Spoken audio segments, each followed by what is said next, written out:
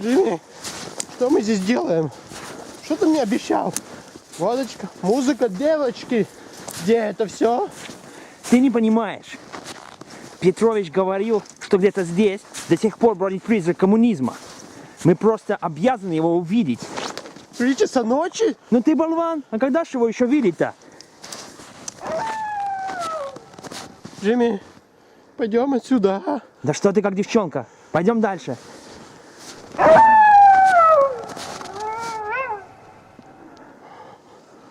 Ладно, уходим.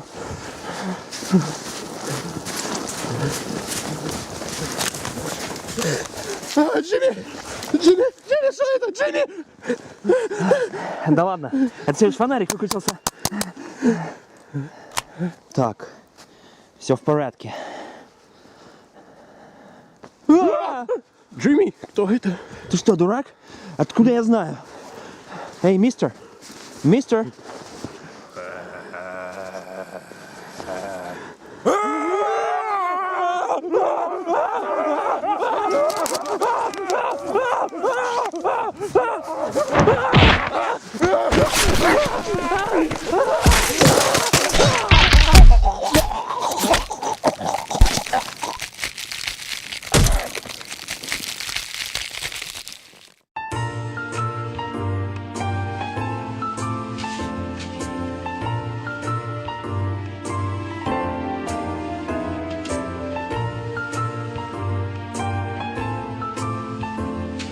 Американский кинодел Джон Миллиус довольно знаменит. Он был сосценаристом таких знаковых фильмов, как «Грязный Гарри» и «Апокалипсис сегодня». Наиболее яркие и памятные цитаты оттуда принадлежат именно его перу. Люблю запах напалма по утрам. Благодаря Миллиусу появился на свет великолепный сериал «Рим». Но, разумеется, больше всего он известен как сценарист и режиссер культового фильма 1982 года «Конан Варвар». Глядя на такой внушительный послужной список, может показаться, что участие Миллиуса в съемках гарантирует на выходе, если не шедевр, то нечто близкое к этому. Иллюзия будет длиться ровно до тех пор, пока не вляпаешься в кинонечто под названием «Красный рассвет». Что это такое? В первую очередь антисоветская агитка. Можно, конечно, послушать любителей лапши. Мол, в основе сюжета лежат совершенно другие вещи, а СССР тут только в качестве декораций. Да и вообще, это альтернативная вселенная. Фэнтези, короче. Это все аллюзия на современный мир. Боги не боги, титаны не титаны, греки не греки, а Гиперион не Гиперион. Это все метафор.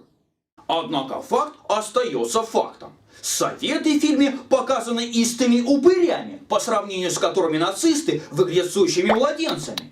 Именно «Красный рассвет» возродил почти заглохший после «Карибского кризиса» киножанр.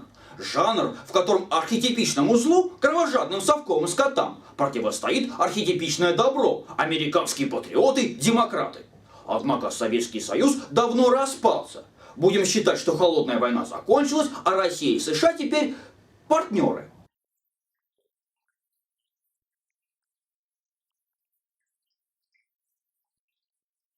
Так, может быть, и в кинокартине Миллиуса нет ничего страшного по современным меркам? А давайте прямо сейчас это и выясним.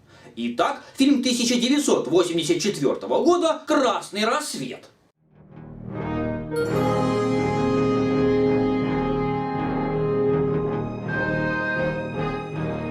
Начинается все с высокохудожественных черных табличек с надписями, где добрый дядя Миллиус фантазирует о ближайшем будущем.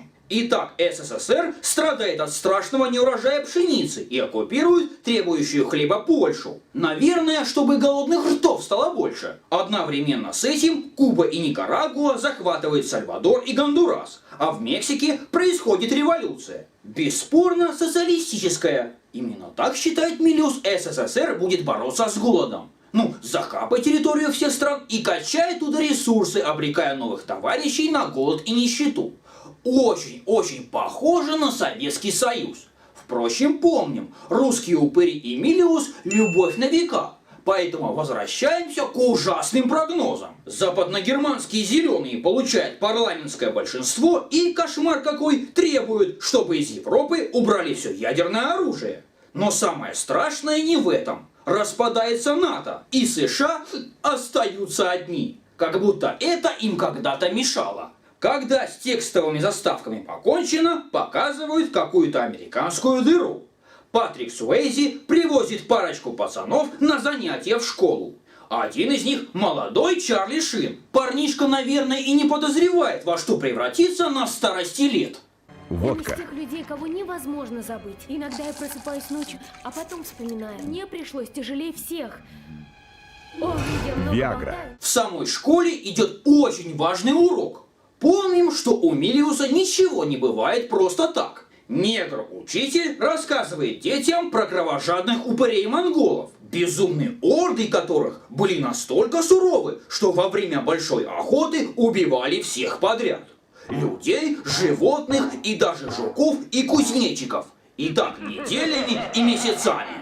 Внезапно с неба начинают спускаться парашютисты. Да, это прибыли они, дьявольские отродья, монголы современности, иными словами, советские войска. Одеты они в странный камуфляж и кожаные шлемы пилота Второй мировой. И вот так и бегают после спуска. Да и вообще скажу, что ни одной нормальной каски я у Совета в фильме не увидел ни разу. А действительно, зачем они нужны? Упыри ведь пуль не боятся. Их пугает только святая вода да осиновый кол в сердце. Негр-учитель выходит к озверевшим оркам, недоуменно вопрошая, кто они такие и что здесь делают. Ну да, это тот самый вопрос, который следует задавать десантникам. А потом начинается полный дурдом. Русские укурки сначала валят учителя, а потом принимаются мочить школоту. Причем всю подряд. Боже мой, они убили Кенни!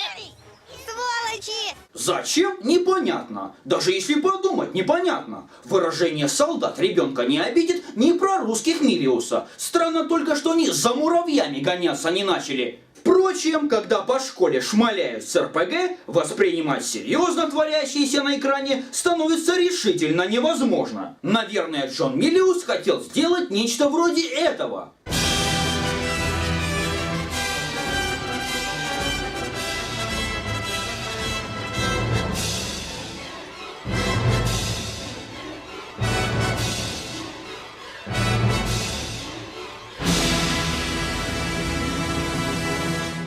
Но получилось чисто это.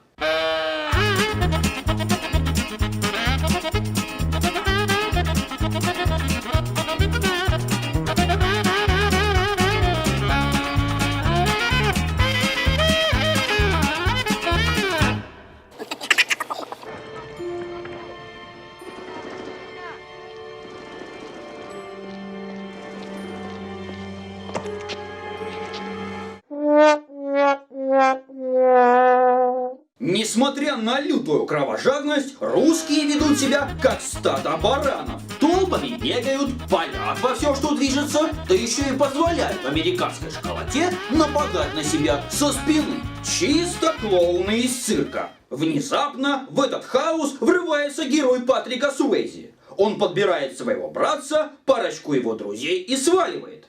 Одновременно с этим он, видимо, включает чит-код. Теперь никто из советских вурдалаков по машине попасть просто не в состоянии. Даже вездесущий суровый базукист. Тут стоит еще раз напомнить. Фильм рассказывает про жителей маленького американского городка, находящегося где-то в глубинке. Стратегическая ценность нулевая. Нахрена туда нападает целая советская армия, понять решительно невозможно. Причем она не просто проходит мимо, а приходит и остается. Зачем? Наверное, от голода у русских съехала крыша. Итак, герои смываются из города и, затарившись ништяками в магазине папаши одного из пацанов, отправляются ныкаться в горы. Однако внезапно дорогу им преграждают злобные орки на БМП. Вопящие нелюди, закрыв глаза, стреляют по пикапу. Школота паникует, но откуда ни возьмись появляется доблестный американский вертолет.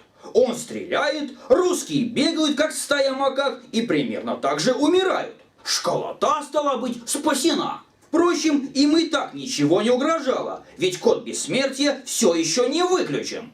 Затем нам показывают ночной бой. Ну как бой? Американский вертолет, один вертолет, атакует оккупированный красными мутантами городок. которых тут, само собой, целая армия. Вертолету это не мешает. Он спокойно так летает и стреляет. На тот факт, что тут может быть полно своих, гражданских, ему, конечно же, плевать. Пали, стреляй, убивай. Что делают советы? А ничего нового. Орут, паникуют, бегают, как огромная такая отара тупых баранов. Но с вертолетом этим поделать ничего не могут. Почему? Да потому что дебилы. Одни кретины на шилке чего стоят? Зенитная установка, которую в реале, а не во влажных фантазиях Миллиуса, американцы боялись как огня, даже и не думая стрелять. Как такие обезьяны могли кого-то там захватить, мне совершенно непонятно. Таких бы разогнал первый попавшийся лесник с дробашом. Внезапно из клубов дыма выходит храбрый молодой Хусейн.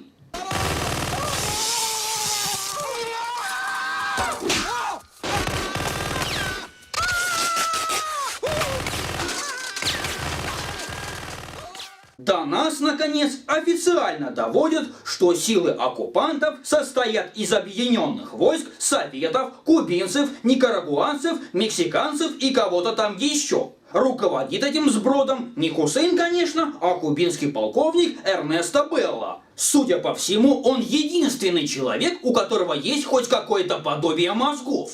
Тем временем кучка испуганной школоты решает остаться в горах. Правда, не сразу. Поначалу начинаются истерики, типа у них почти ничего нет, только полный кузов пикапа, жратвы, палаток, спальников и оружия. Но Суэйзи всех их строит, плюя на святые принципы демократии. Так проходит месяц.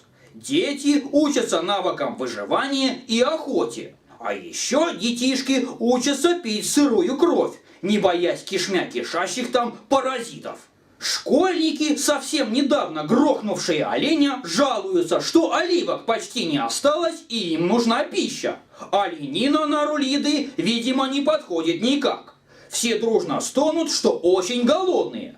Правда, совсем недавно главный в этом дурдоме заявлял, что провел в горах дофига времени. Мол, тут можно охотиться, ловить рыбу и жить месяцами. А вот теперь уже нельзя. Ну никак. Олень, убитый накануне, чур не считается. Делать нечего, надо идти в город. Ну там гамбургеров прикупить, хот-догов вкусняшных, короче здоровой натуральной пищи, по которой соскучились их эльфийские желудки. Тем временем городок окончательно порабощен красными волколаками. Америкосы зашуганы. Полкан Белла раскатывает с тёлками на мэрской машине в дебильном камуфляже. Повсюду расклеены марксистско-ленинские лозунги. В каждой тени прячется КГБшник. Отряды полицаев в комме самодовольно разгуливают по улицам и тоннами жгут крамольную макулатуру. Хорошо хоть не как нацисты во время парада.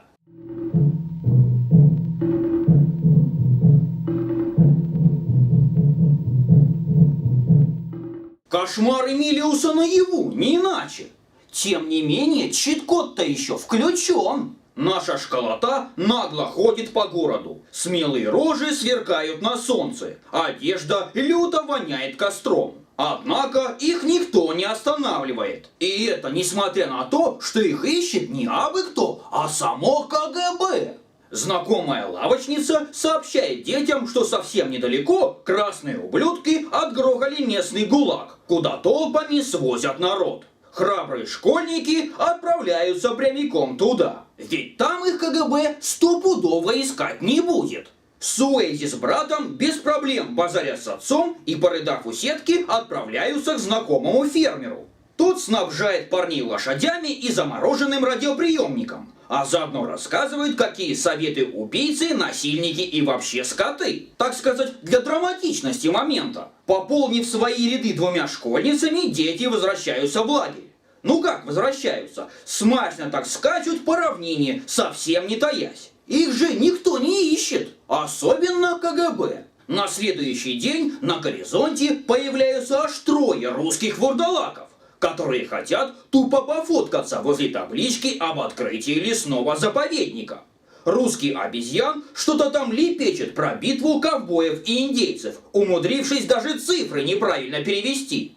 А чего еще ожидать от этих выродков? У них даже субординации нет, но чисто саранча. Внезапно упыри находят стрелу и крутятся на верхушке холма. Там, на склоне, за камнями, затаилась школота. Чего она там забыла, одному режиссеру ведомо. Хотела послушать нетопырский разговор? Кто-то из них рубит, что ли, в том уродском суржике, на котором говорят эти кровососы? Стал? Конечно, дурак. Они с повода отпал ровно до блеска. Ой, какой ты философ. Может быть, эти индейцы работали из пластика? Идиот, это кост. Отпал ровно до блеска. Должны быть еще. Вдруг одна из девчонок начинает скользить по склону вниз. Тут Милиус не продумал. Прислужники Мордора, вместо того, чтобы проявить себя во всей скотской красе и расстрелять эльфийку из 3 стволов, а потом дружно изнасиловать труп под музыку советского гимна и горячую водку из самовара, начинают за ней гнаться. Школота спешит на подмогу. Причем один из этих дебилов еще и роняет оружие. Конечно, у 3 прокачанных орков нет ни единого шанса против малолетних джедаев с чит-кодом. И все они бесславно и тупо гибнут. Правда, очень и очень долго.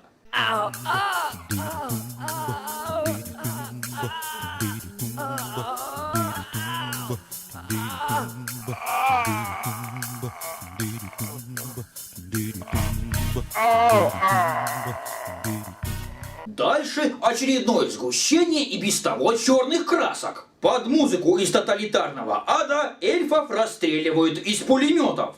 А чтобы было понагляднее и душещипательнее, те пытаются перекричать советский гимн своим. За расстрелом наблюдает никем не замеченная школота, которая тем же вечером становится на путь войны. Тут же разрабатывается гениальный стратегический план. Мочить всегда, мочить везде. Дизельный танк заруливает на заправку, но его экипаж почему-то просит залить бензина.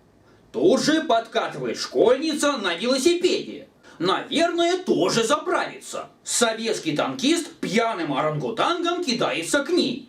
Эльфийку сообща грабят. Но тут снова косяк Милиуса. Странно, что не насилуют прямо тут, на танковой броне, под балалайку. Награбленные тупые гибоны кидают в танк, не глядя. Но это ж саранча, вы не забыли еще? Так вот, в той корзинке и была бомба. Видимо, в американских школах учат, как делать бомбы с часовым механизмом. У русских на уроках калаши разбирают, а у этих вот бомбы делают. Но вот в чем дело. Замешкайся, школьница, хоть на минуту, и все, ей бы наступил капец.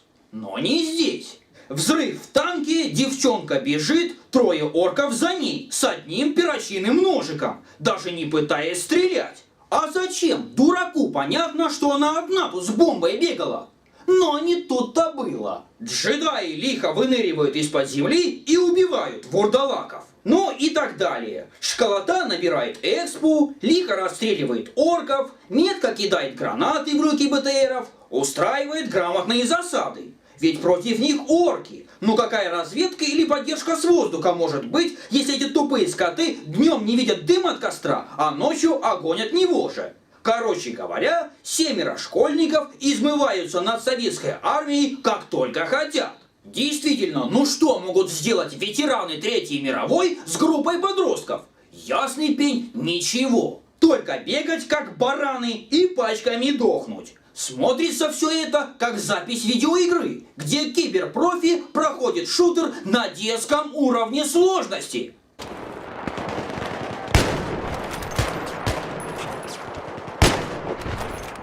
Отряд малолетних терминаторов обозвался росомахами и навел такого шороху, что с этим делом приехал разбираться сам генерал армии.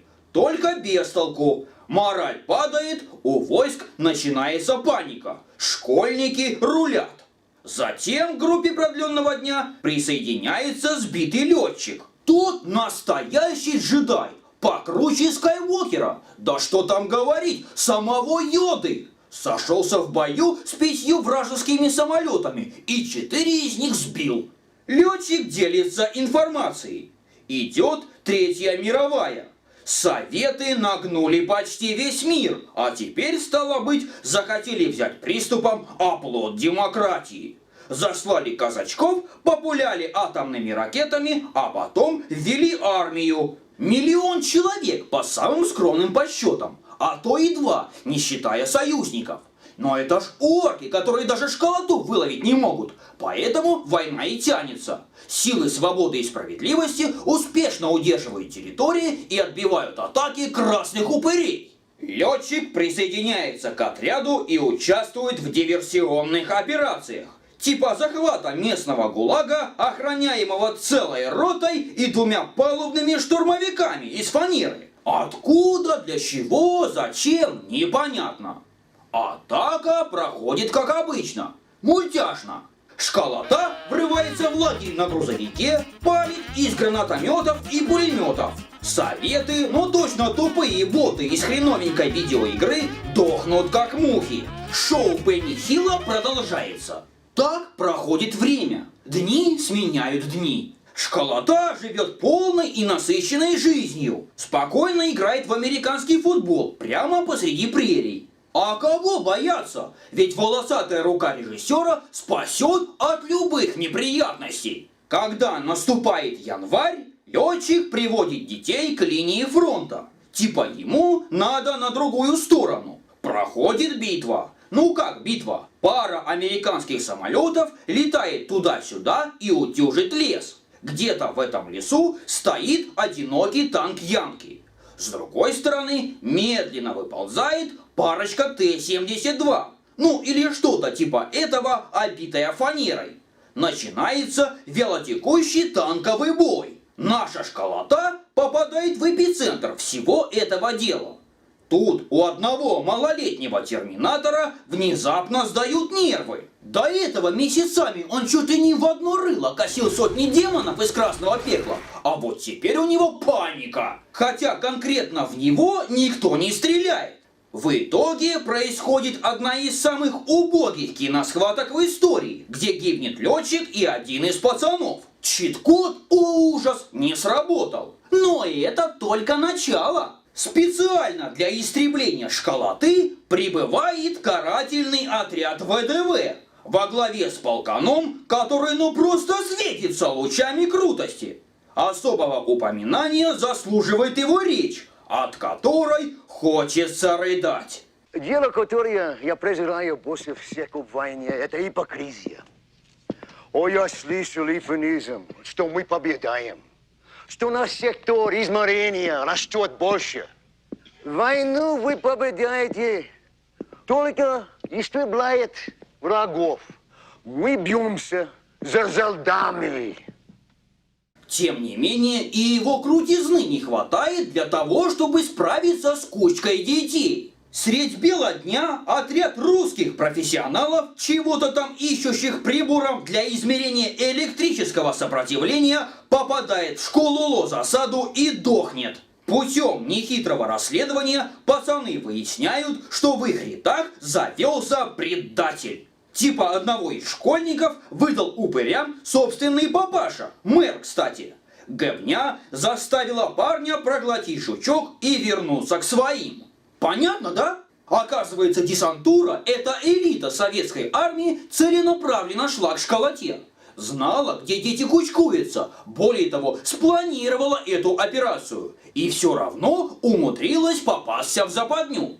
Мне интересно, это Милиус такой тупой, или русских специально делает идиотами? Ну, чтобы они не такими страшными ему казались. Школота расстреливает предателя, но это не слишком им помогает. Очень скоро дети сами попадают в засаду, клюнув на старый охотничий трюк. Красные палачи оставляют на дороге приманку с хавчиком, где стопудово спрятан очередной жучок. В чипсах, наверное. Только школота успела рассесться на открытом месте, не таясь, чтобы пожрать, как откуда ни возьмись, из-за гор появляются 3 боевых вертолета. Они шмаляют по детям из основных орудий, то есть ракетами. По идее, прямое попадание должно превратить человека в мясо, а тех, кто рядом, сильно покалечить осколками. Однако, когда ракета настигает одну из школьниц, то внезапно превращается в пулю и только ранит. Причем огромные дырища в тушке не мешают девчонке вскочить на коня. Детский отряд теряет еще 2 своих членов. Один эпично стреляет от пуза по вертолету, забыв включить чит-код, и его сносит очередью из пулемета. Другая, раненая эльфийка, просит гранату, которую отважно прячет под свое холодеющее тело. Так сказать, привет красным некрофилам. Вертолеты, вместо того, чтобы сделать еще один заход и уничтожить немногих оставшихся в живых, почему-то улетают. Немного подумав, Суэйзи и Шин отправляют своих приятелей за линию фронта, а сами решают устроить карательный рейд на базу кровавых упырей. Зачем? Что за вопрос? Почитерить там всласть? Эрнесто тем временем пишет письмо жене. И это такой хитрый режиссерский ход. Типа как прокачанный кубинский командос внезапно прозревает. Оказывается, он устал от войны и хочет в тепло. Мол, итоги революции оказались намного хуже, чем ее идеи. В это время и нападают 2 брата-акробата. Причем даже Рэмбо, команда и Уокер Техасский рейнджер вместе взятые нервно курят в сторонке, наблюдая за подвигами своих соотечественников. Сталлоне, Стэтэм, Лундгрен, Норрис, а также Ван Дамм, Уиллис и Шварценеггер. Удержимые 2. Красные упыри бесславно гибнут десятками. Поля куда только можно, но не по героичной школоте.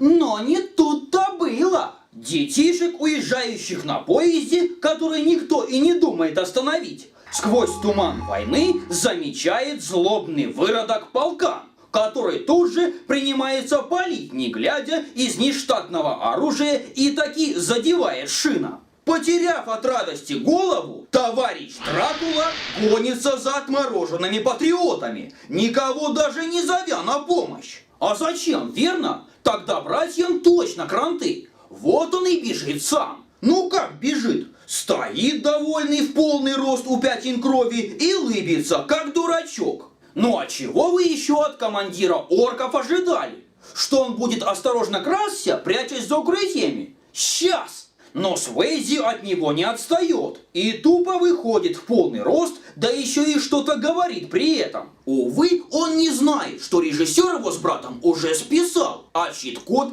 выключил.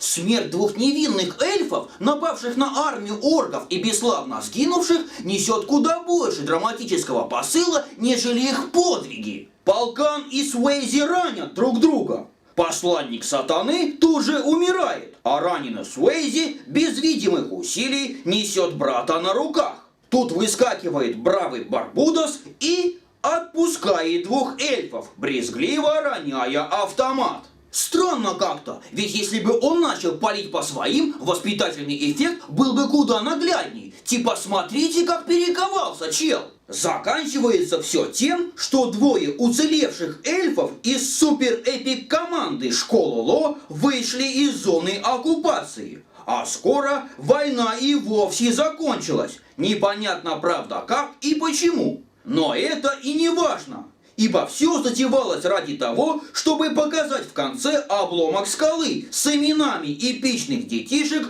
безбожно пользовавшихся чит-кодами.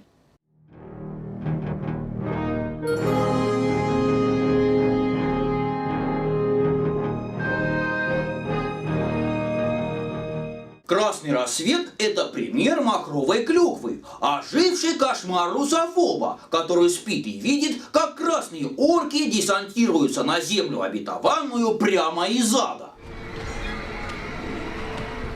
И этим духом пропитано буквально все. Режиссер изображает советских людей как злобных и диких животных, а еще, и это чрезвычайно важно, как очень тупых и невежественных дилетантов. Таких можно только презирать и ненавидеть, но никогда уважать или даже бояться. Конечно, можно притвориться, что фильм совсем не об этом. В основе сюжета лежит принцип, ставший визитной карточкой Миллиуса. Он ставит своих героев в так называемые пограничные ситуации, где они раскрывают свою истинную сущность. сбрасывают нравственные оковы, показывают, на что способны в самых экстремальных ситуациях. Таковым задумывался и «Красный рассвет». Обычные школьники сталкиваются со страшным врагом, вынуждены жить в тяжелых условиях, быстро взрослеют, с них спадает налет цивилизованности и тому подобное бла-бла-бла. Однако для того, чтобы зритель мог сочувствовать героям, необходимо показать нечто, что хотя бы отдаленно походит на правду. Здесь же кучка неуверенных, постоянно рефлектирующих детей поставлена в такую ситуацию, что заведомо не может проиграть, пока режиссер не даст на это отмашку. С таким же успехом герои могли бы выйти на поле боя голышом, с закрытыми глазами и поднятыми руками. Но вокруг бы все так же взрывалось, а враги бы бегали как бараны и пачками дохли. Не меньше вопросов вызывает тот факт, что никто, кроме этой группы школьников, не хочет бороться за свою свободу. Нам постоянно толдычат о влиянии росомах на людские умы. Но их партизанское движение почему-то не множится, а наоборот хереет с каждым потерянным членом. С художественной точки зрения картина тоже не выдерживает никакой критики. Все затянуто и однообразно. За неправдоподобными переживаниями подростков следуют такие же неправдоподобные битвы. И так до конца фильма. В нескольких источниках сказано, что Миллиус был военным консультантом в каком-то там институте, связанном с армией. Однако, глядя на бездарно поставленную, по-идиотски мультяшную, беспомощную боевку в фильме, в это, мягко скажем, не очень-то верится, если он только пропагандой не занимался. Несмотря на зашкаливающий бред, «Красный рассвет» собрал нехилую кассу. В 2 раза больше, чем культовый фильм «Нечто», и в 2 раза меньше, чем такой же культовый «Терминатор». Чем это объяснить? Холодной войной и страхом перед СССР? Или просто тем фактом, что людям банально нравится смотреть вещи, где свои показаны благородными героями, а чужие тупыми скотами? Я не знаю. Но какую-то славу фильм все же заработал. И в ноябре 2012 года в американский прокат вышел его ремейк. Однако я очень сомневаюсь, что замена советских упырей на упырей корейских сможет хоть что-то исправить. Это все на сегодня. С вами был Красный Циник. Смотрите хорошие фильмы, но я